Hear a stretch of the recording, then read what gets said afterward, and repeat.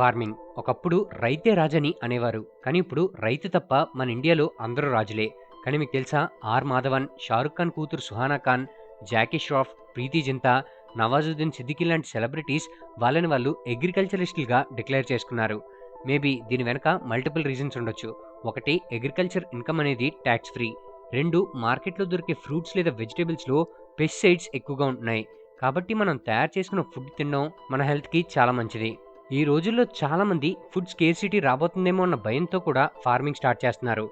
ఈ రోజుల్లో hydroponics, vertical farming, green walls, backyard gardening, rooftop farming, microgreens ఇలాంటి టెక్నిక్స్తో మీరు కూడా అర్బన్ సిటీస్లో ఉంటూ అగ్రికల్చర్ చేయొచ్చు. ఇదొక కెరీర్తో పాటు ఒక రివార్డింగ్ హాబీగా కూడా మారుతుంది. అండ్ మీరు అంబిషియస్ అయినట్లయితే మీరు క్వాలిటీ ఫ్రూట్స్, ఫ్లవర్స్ మరియు వెజిటేబుల్స్ని ఎక్స్పోర్ట్ కూడా చేయొచ్చు. మన ఇండియన్స్ ప్రతి సంవత్సరం $765 మిలియన్ విలువ గల ఫ్రూట్స్ని ఎక్స్పోర్ట్ చేస్తున్నారు. మన ఇండియాలో